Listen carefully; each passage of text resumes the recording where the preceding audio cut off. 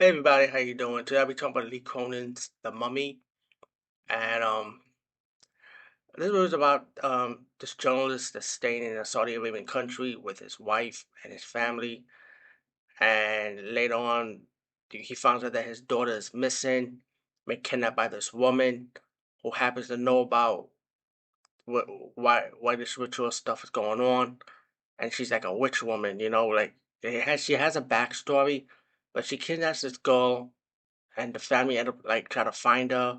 They can't find her, so they gave up their hope of trying to find their missing daughter. And many years later, they end up finding the daughter and realize that once they brought her back to the U.S., that she doesn't look right. She start acting demonic-like, and like her skin is getting ripped off, like peeling like a band-aid.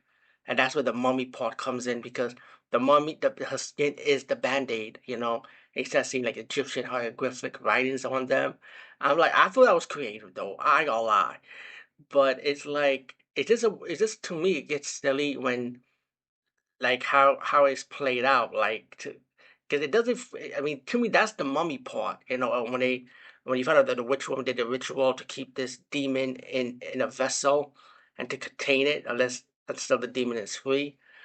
But yeah, it's a pretty much the demon needs a vessel, and it's to the woman to free her daughter to get this demon out of the daughter.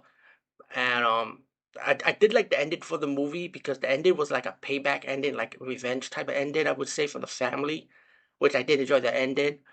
But yeah, but it's like the Mummy doesn't feel like the Mummy. It does feel more like an Evil Dead movie because you found out that Lee Cohen did the last Evil Dead movie before this new one coming up, and it was like, okay, it does have the Evil Dead look, the feel, and the act. So it didn't feel like a traditional mummy horror movie that you may think of. The Tom Cruise was more of a traditional mummy movie than this movie. I wouldn't say the movie is bad. It does have some moments that I did like about, like I just mentioned.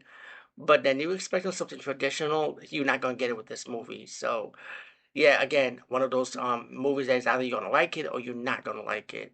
So anyway, over and out and peace.